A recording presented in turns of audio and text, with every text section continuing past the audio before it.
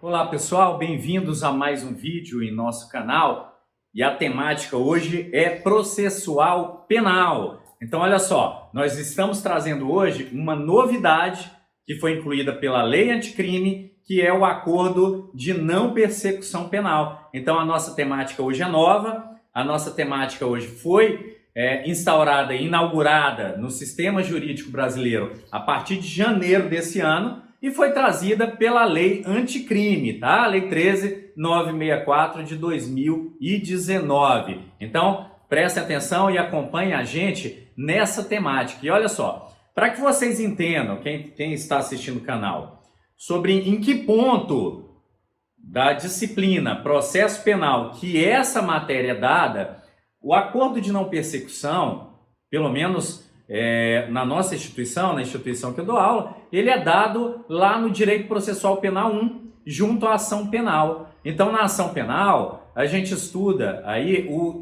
dever de ação penal, quanto ao Ministério Público, e o direito de ação penal no caso das ações privadas. Dentro desse direito e dever de ação no caso do Ministério Público, nós temos hoje inserido o acordo de não persecução, que é uma das possibilidades que o Ministério Público tem quando recebe as peças informativas de uma investigação anterior ou de uma investigação que ele mesmo tenha iniciado ou de peças de informação que ele tenha recebido. Então, olha só, vamos dar uma estudada aqui no acordo de não persecução. Vamos embora? Então, para a gente começar, vamos tentar conceituar o que é esse acordo de não persecução. Então, o acordo de não persecução, como o nome diz, é um acordo. É um contrato, é isso mesmo, é um contrato feito entre o acusador e o acusado que permite a não continuidade da persecução. Porque vejam só, persecução é todo ato exercido pelo Estado em buscar o autor de um crime. Então a materialidade é a autoria desde quando seja cometido o crime até a sentença transitada em julgado. Essa é a persecução. Pelo menos no conceito que eu adoto aqui, tá? Então, essa é a persecução penal. Então, vejam só, esse acordo é de não continuidade persecutória. Então, o que o Ministério Público negocia junto com o autor do crime, nesse caso, dentro do suposto autor, porque não está comprovada a culpa, é para que não haja o processo. E não havendo o exercício da ação, não há processo. Tá? Então é uma antecipação negociada de uma aplicação de pena. Que tipo de pena? Penas restritivas de direito.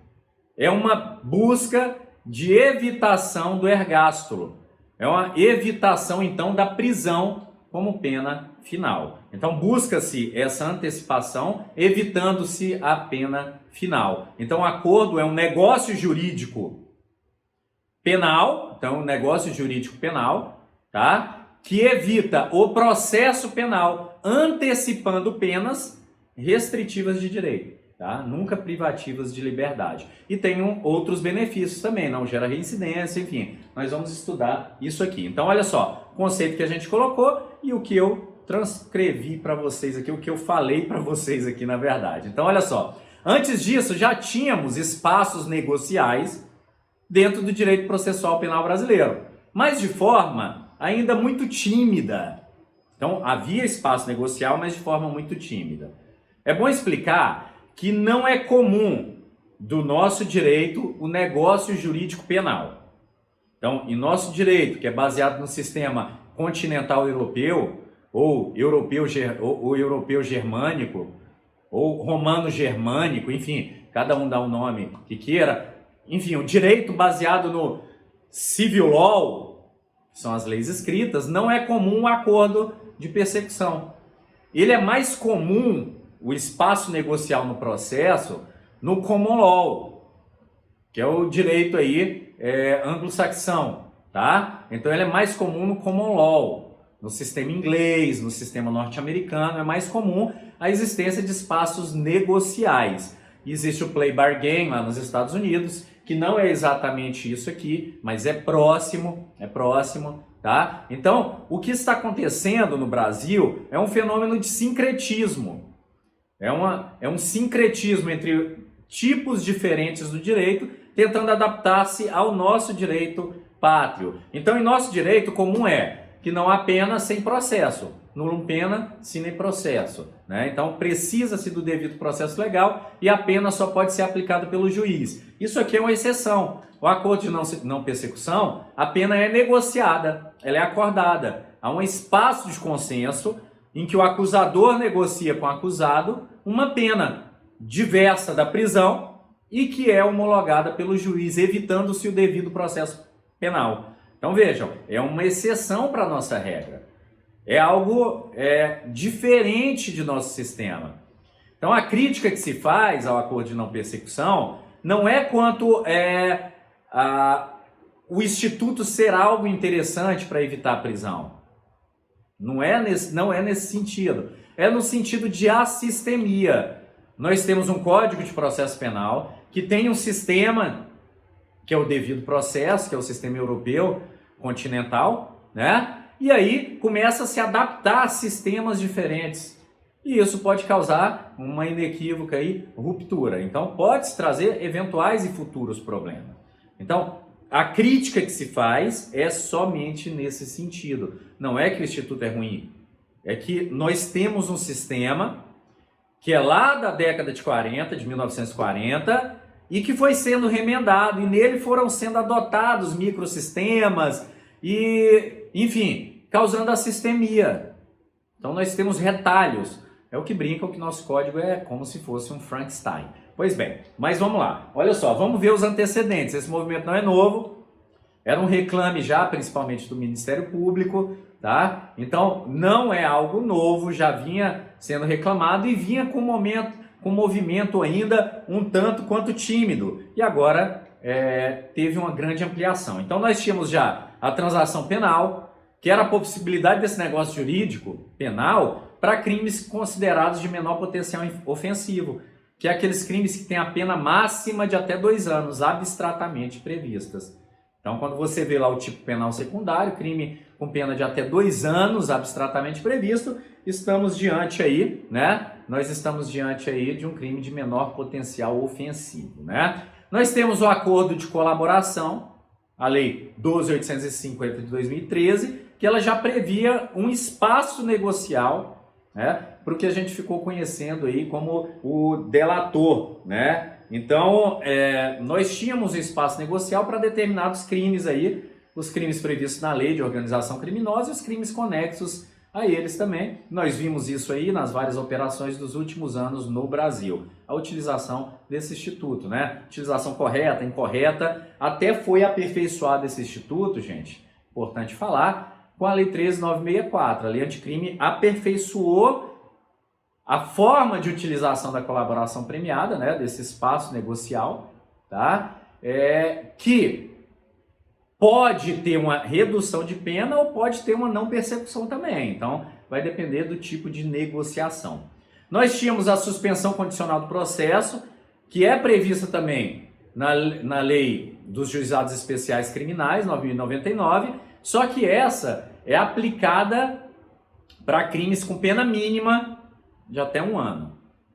Então, é suspensão condicional do processo. Então, vejam só, nós já tínhamos um espaço que são esses antecedentes processuais. Mas nós tínhamos também antecedentes negociais que buscavam evitar o ergástulo, que eram institutos penais também. A pena restritiva de direitos, por exemplo, que é o juiz substituindo a pena privativa de liberdade e restritiva de direitos para crimes com pena máxima de até 4 anos. E, claro, depende da aceitação aí do condenado. Então, nesse caso, vejam, um espaço negocial após o trânsito, após a sentença, não o trânsito em julgado, calma lá, após a sentença condenatória. Tá? Então, após a sentença. Então, tinha o devido processo legal e aí depois se aplicava a substituição em que o acusado aceita ou não. O sursis, da mesma forma, pena até 2 anos, nesse caso com violência ou grave ameaça era possível também, ainda, esses institutos ainda estão em vigência, né? Após a condenação também. Livramento condicional, olha só, uma negociação, quer dizer, um benefício negocial, que era, nesse caso, aplicado após já o cumprimento da pena. Então, após o trânsito em julgado, porque só pode se cumprir a pena após o trânsito em julgado de sentença condenatória no Brasil, né? O Supremo deixou isso muito claro no ano passado, né, que era um tema ainda em discussão. Então o livramento condicional é um espaço negocial após a pena aplicada. Então, depois de cumprida uma fração da pena, há a possibilidade da pessoa ser livrada com algumas condições, então sair da prisão e ter algumas condições aí. Então, é um espaço negocial após devido processo legal e após a execução penal. Durante a execução penal, melhor dizendo. E nós tínhamos aí um antecedente resolutivo, que esse aqui nós podemos considerar um embrião do acordo de não persecução. Então veja só, o embrião do acordo de não persecução é a resolução 181 do Conselho Nacional do Ministério Público, que ela foi editada aí pelo Janot, quando então procurador-geral, né, da República, tá? E ela trazia basicamente o que nós temos hoje no artigo 28A do Código de Processo Penal.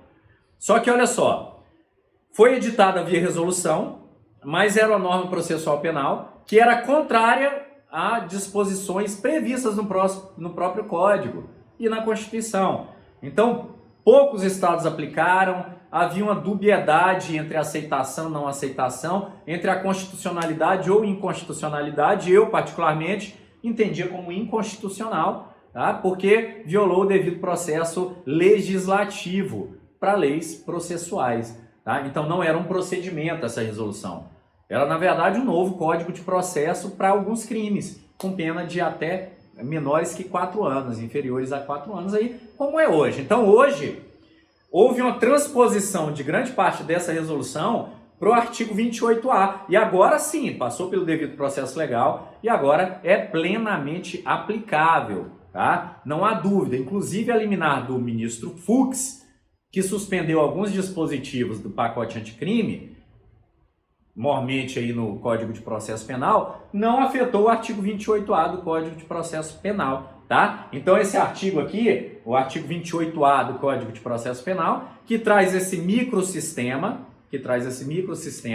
tá? Processual permitido para alguns crimes, agora sim, tá? Ele não pesa nenhuma suspeição de inconstitucionalidade, tá? Então agora nós temos efetivamente introjetado um sistema negocial pleno dentro do Código de Processo Penal. Então vejam, a gente tinha um sistema que era possível para crimes de menor potencial, a gente tinha um microsistema para organizações criminosas e agora a gente tem um sistema dentro do Código de Processo Penal para um determinado quanto de crime. A gente até pode falar que nós estamos aqui diante de crimes de médio potencial ofensivo, em que se pode haver a negociação processual penal, um negócio jurídico penal, tá? Vamos ver, qual que é o pressuposto então? A localização está lá no artigo 28A, tá? Está lá no 28A, e agora nós temos alguns pressupostos de aplicação. O primeiro deles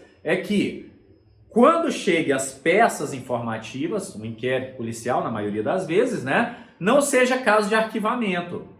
Então, vejam, não sendo caso de arquivamento, claro. Então, a contrário senso, leva-nos a crer, tá, que há necessidade de verificação de justa causa na investigação que tenha sido feita anteriormente. Então, olha só, o acordo de não persecução, ele tem como pressuposto uma investigação, ou elementos suficientes que tenham chegado ao conhecimento. Então, ou investigação pública, via de regra um inquérito policial, ou até um procedimento de investigação criminal do MP, ou uma investigação privada que tenha levantado aí, uma investigação que tenha levantado todos os elementos suficientes para possibilitar uma denúncia. Então, é necessária a justa causa. A justa causa.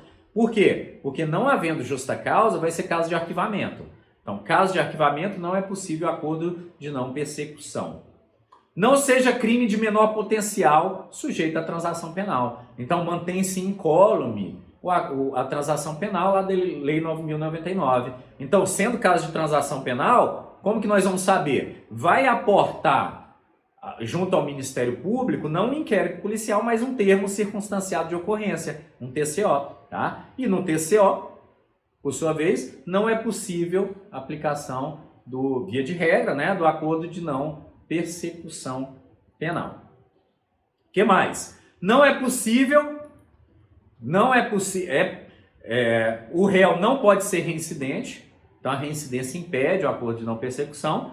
Não ser criminoso habitual, reiterado ou profissional, e a lei traz uma exceção, tá? Ela fala a não ser que sejam crimes insignificantes os anteriores, tá? Então, não ser criminoso habitual, reiterado ou profissional, não ter sido o beneficiado anteriormente, ou pela transação penal, ou pela suspensão condicional do processo nos 5 anos anteriores. Então, veja só, a transação e o acordo de não persecução, ele não gera reincidência e não traz anotação na ficha criminal, por sua vez. Mas eles impedem, tá? Ter feito a transação penal ou um acordo de não persecução impede um novo acordo de persecução nos próximos 5 anos, tá? É um período ali, é como se fosse um período de depuração, Então é uma reincidência específica que só se opera para outro acordo de não persecução penal, tá? O crime também não pode ter sido praticado com violência, tá? Contra a mulher, no âmbito da Lei Maria da Penha. Então nós temos diversos tipos de violência contra a mulher, violência patrimonial, física, psicológica, emocional, lá na Lei Maria da Penha. Então, se o crime foi praticado no âmbito da Lei Maria da Penha ou contra a mulher em razão de ser mulher, tá? Não pode se aplicar o acordo de não persecução. Então vejam, olha só, não se pode aplicar no caso de violência ou grave ameaça contra a pessoa. Essa é a regra, tá? Mas no caso de agressão contra a propriedade, é possível não aplicar o acordo de não persecução quando for praticado no âmbito da Lei Maria da Penha. Então o marido que quebra o celular da mulher, porque não quer ver ela falando com amigas, pelo controle, né? Então vai inserir-se no âmbito da Lei Maria da Penha, ainda que seja crime patrimonial, impedindo o acordo de não persecução penal, tá? No caso, gente, de todos esses requisitos estarem satisfeitos plenamente, torna-se um direito subjetivo do acusado, do investigado. Sendo direito subjetivo, caso o Ministério Público venha a não oferecer o acordo, então caso o Ministério Público venha a não oferecer o acordo, cabe aí uma petição do acusado para remeter o procedimento ao órgão superior. Então, nos estados aqui, por exemplo, o Procurador-Geral de Justiça do Ministério Público, no âmbito do Ministério Público Federal, nas câmaras de revisão. Então, ali vai se decidir se é caso ou não de oferecimento do acordo. E se não for, há de se concordar com a deliberação máxima. Então, a Câmara, no caso do Ministério Público Federal, ela faz a deliberação, passa para o Procurador-Geral de Justiça, que concordando, acabou. No âmbito dos estados, para o Procurador-Geral, no âmbito federal, o Procurador-Geral da República. No âmbito dos estados, Procurador-Geral de Justiça, que vai definir se é caso ou não de aplicação de oferecimento do acordo, tá? Crimes abrangidos. Então, crime que a pena mínima seja inferior a 4 anos. Então, pena mínima. E olha que interessante, não se trata aqui da pena máxima, se trata da pena mínima, o que traz um âmbito de abrangência muito grande. Nós vamos ter muitos crimes que vão se adequar e vão possibilitar o acordo de não persecução. E, gente, isso é uma vantagem, porque vai evitar o que nós já temos hoje, o agravamento do estado de coisas inconstitucionais que nós já temos hoje com a superlotação dos presídios no Brasil. E olha, vai evitar que crimes menos graves, eu estou chamando aqui de médio potencial, crimes menos graves, com pena aí até 4 anos, pena mínima de até 4 anos, não sejam levados à solução da prisão. Então vamos buscar outras soluções ao invés da prisão para esses tipos de crime, desde que esse crime tenha pena mínima de até 4 anos e não tenha sido cometido com violência ou grave ameaça contra a pessoa, tá? Então, pena mínima de menor que 4 anos, aliás, 4 anos já não entra, menor que 4 anos e sem violência ou grave ameaça à pessoa, tá? Vai se aplicar para esse cálculo, gente, da pena mínima, ainda que seja abstrata, as causas de aumento e diminuição. E olha, cuidado! A menor causa de aumento sempre. Então, se tiver uma causa de aumento, vai aplicar-se a menor dela para o cálculo. Então, suponha lá que o crime tem a pena mínima de 3 anos, com causa de aumento de 1/3, a 2/3. Vai se aplicar menor, 1/3. Então, 3 anos mais 1/3 de 3 dá 4. Então, já não se aplicaria o acordo. Então, a menor causa de aumento e a maior causa de diminuição. Então, no caso de diminuição, a maior diminuição possível vai ser aquela aplicada, tá? Então, feito esses cálculos, nós já temos aí os requisitos, tá? Os pressupostos e os requisitos que vão ser analisados. E aí nós vamos ter também os requisitos subjetivos. Então, agrupando-se aqueles requisitos, não sendo oferecido o acordo de não persecução, o acusado pode submeter ao órgão superior.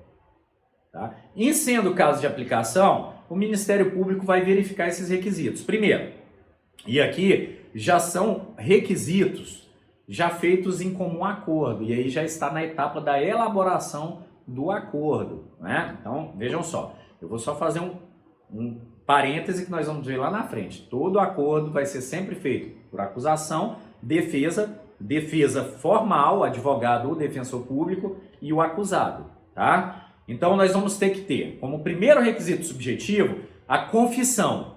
Mas não é uma confissão simples, vai ser uma confissão formal e circunstancial. O que significa isso?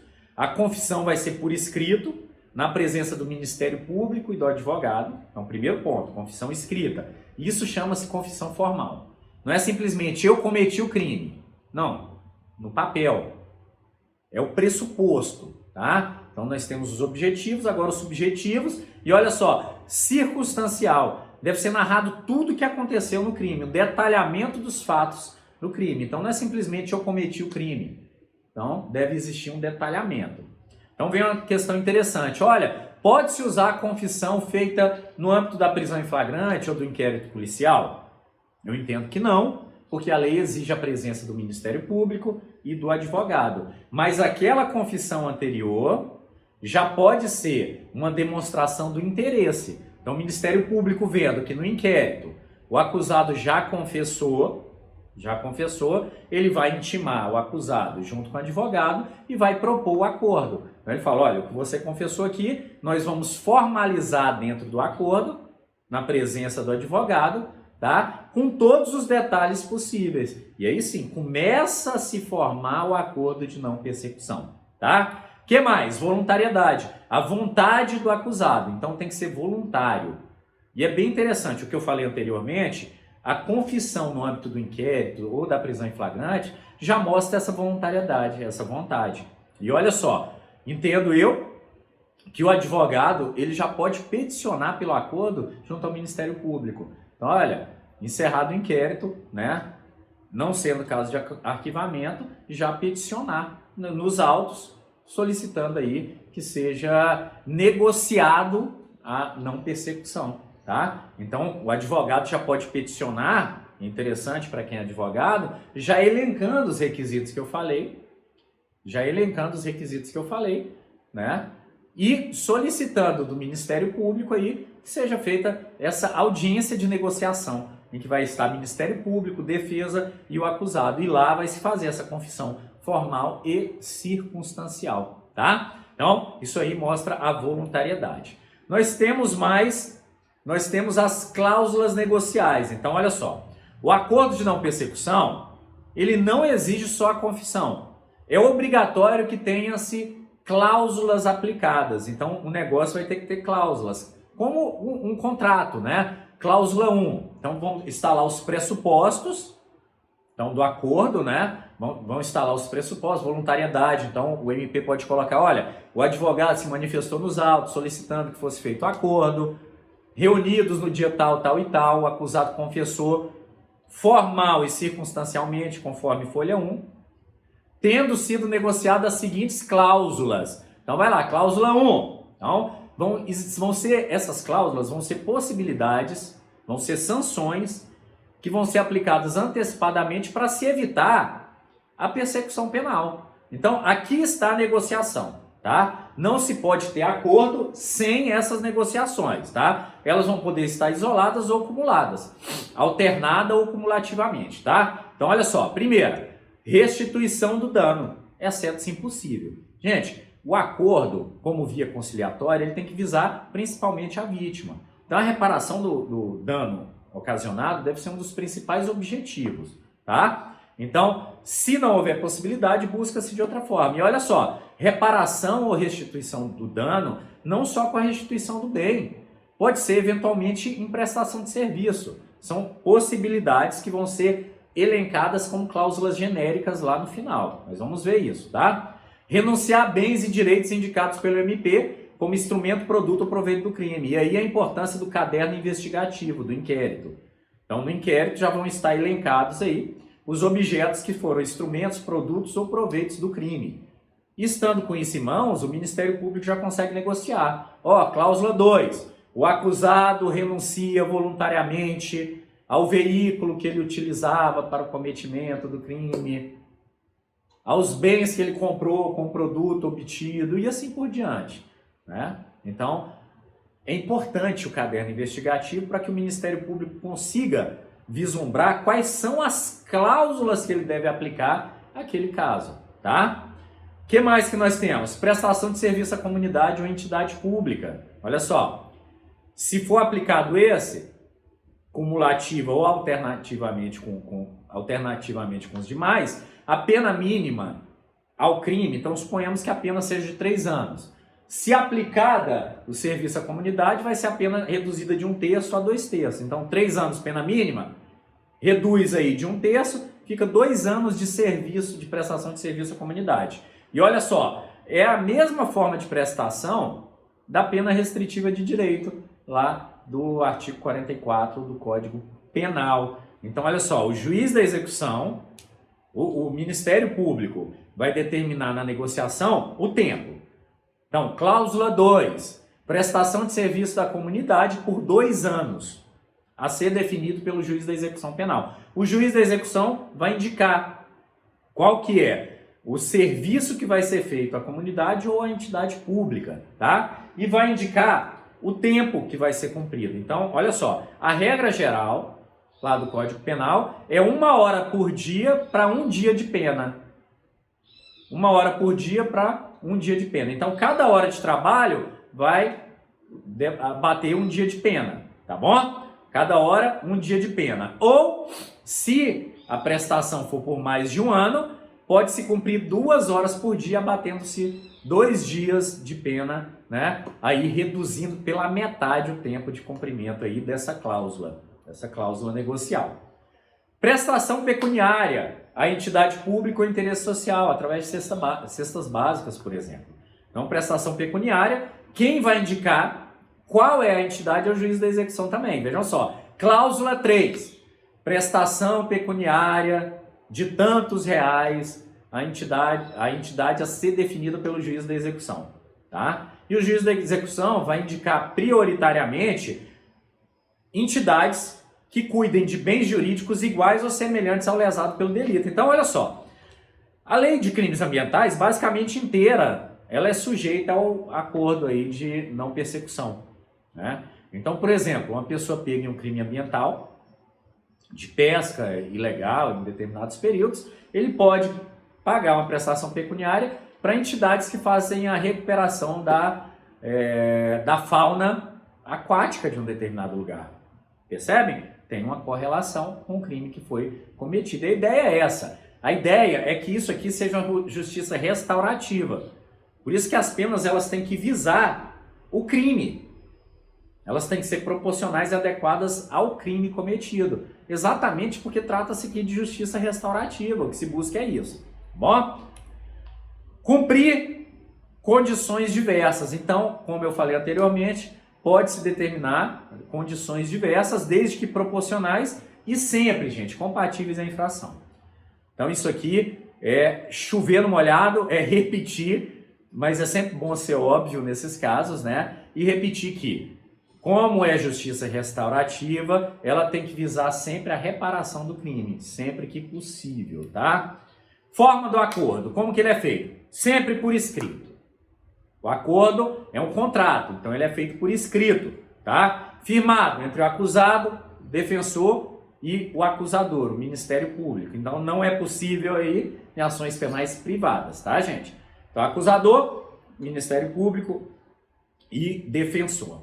Deverá ter inclusa a cláusula de confissão, a cláusula de confissão, as condições e o tempo, tá? Então, o que for definido pelo MP, como nós vimos aqui, vai estar nas cláusulas descritas, tá? O que for definido pelo juiz de execução vai estar na cláusula também, a ser definido pelo juiz de execução penal. Então tá lá tempo, valor, mas o juiz de execução define o local, por exemplo, de cumprimento, tá?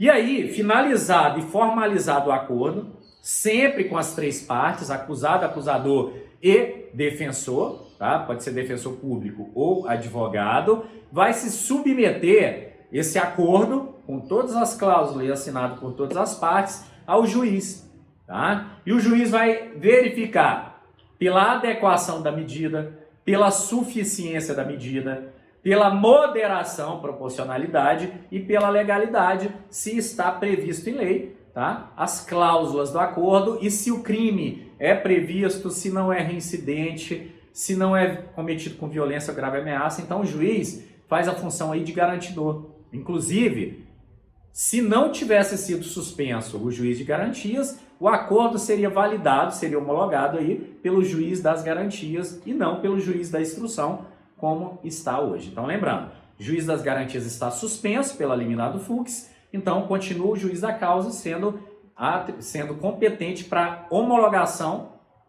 do acordo de não persecução, tá? Em sendo considerado constitucional o juiz das garantias, ele vai fazer essa homologação, tá? Caso o juiz discorde, por esses motivos, tá? Ele é devolvido com a indicação do que deve ser alterado para se adequar à lei, ou para se adequar à lei, ou para a suficiência da reprimenda, ou para a moderação, tá? Então o juiz vai apontar o que deve ser corrigido, tá? Devolvido, tá? O juiz depois vai discordar ou não, tá? Ele vai devolver, tá? Que vai ser procedida a reformulação pelo Ministério Público quando possível. Então, ó, lembrando, a recusa, ela é possível quando inadequado, quando as cláusulas são insuficientes pelo crime cometido, quando forem abusivas, então estiverem muito acima do crime, fora das causas legais, não, para crimes que não é previsto, então, por exemplo, crimes com pena de 4 anos para cima mínima, né? Ou quando não for voluntário, quando verificado na audiência, que é própria para isso, que não foi voluntário o acordo, foi coagido o acusado, tá? E aí, se não for corrigido, gente, se não for corrigido e sanado os erros apontados pelo magistrado, tá? Ou quando o juiz determinar que aqueles erros são insanáveis, por exemplo, é um crime em que a pena mínima excede 4 anos, ou quando ele verifica pela não voluntariedade, o acordo vai ser recusado. E recusado o acordo, o Ministério Público tem 2 possibilidades. Ou pede novas investigações para formar a sua convicção, tá, sobre a denúncia, ou oferece denúncia, então não pode arquivar. Por que não pode arquivar? Porque se fosse caso de arquivamento, não poderia ter sido proposto o acordo de não persecução, tá? Então vejam, o acordo de não persecução tem como pressuposto a justa causa. Se há justa causa, não é possível o arquivamento, tá, gente? Deve-se propor aí, oferecer a denúncia. Homologado o acordo, por sua vez, se estiver verificado pelo juiz que está tudo correto, vai ser feita a homologação, homologado é devolvido para o Ministério Público. E o Ministério Público que vai buscar a execução daquele contrato, daquele negócio, do acordo de não persecução. Gente, o acordo de não persecução é um contrato. É um contrato, é um negócio jurídico processual penal. Nada mais é do que um contrato entre o Ministério Público e o acusado, na presença de seu advogado. Então, o Ministério Público vai buscar a execução daquele contrato, daquelas cláusulas que foram previstas. E quem fará? É o juiz da execução.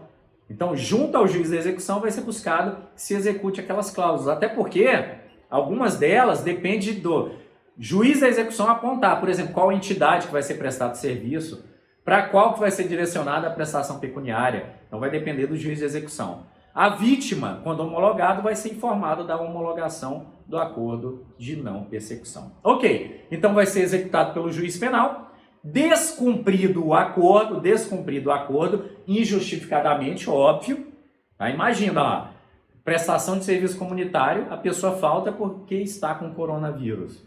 É justificável a falta, né? Então, o acordo quebrado de forma injustificada vai ser informado pelo Ministério Público ao juiz da execução. E o juiz da execução vai rescindir o contrato. O acordo de não persecução, que é um contrato, repito, tá? E aí, caso seja rescindido, o Ministério Público vai oferecer denúncia. Ou vai pedir novas investigações, só para trazer mais elementos, e vai oferecer denúncia posteriormente. A vítima, nesse caso, também vai ser comunicada, tá? Olha só, o descumprimento do acordo ele vai ter outras repercussões também. Além disso, ele pode impedir o não oferecimento da suspensão condicional do processo, quando for cabível, tá? Então vai prejudicar, inclusive, outras possibilidades negociais, como o caso da suspensão condicional do processo.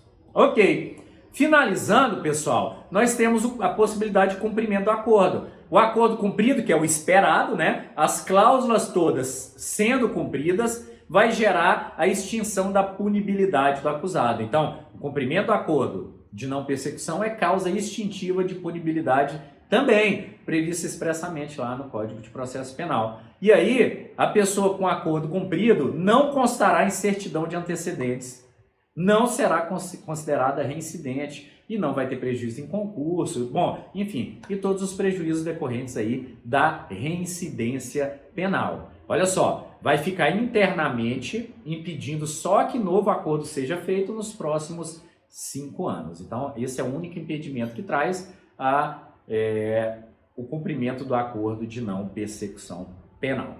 Beleza, pessoal? Então, olha só, aqui nós finalizamos o estudo do acordo de não persecução, tema novíssimo, inclusive vai começar a cair nas provas a partir de agora, né? Está começando, aliás, a cair em provas de concurso a partir de agora. Nós ainda vamos formar jurisprudência sobre o assunto, ainda vamos ter a visão dos tribunais sobre quando os casos começarem a chegar até os tribunais. Enfim, é uma lei nova que ainda vai exigir uma maturidade processual, assim como foi o acordo de colaboração, que teve a sua primeira versão, foi ajustado por decisões do Supremo e hoje tem uma segunda versão aprimorada, de acordo com o que foi definido pelos tribunais, foi debatido pelos doutrinadores e pelos estudiosos aí do processo penal. Beleza, pessoal? Então, olha só, aqui, olha que bacana, aqui nós encerramos o nosso conteúdo programático de Direito Processual Penal 1.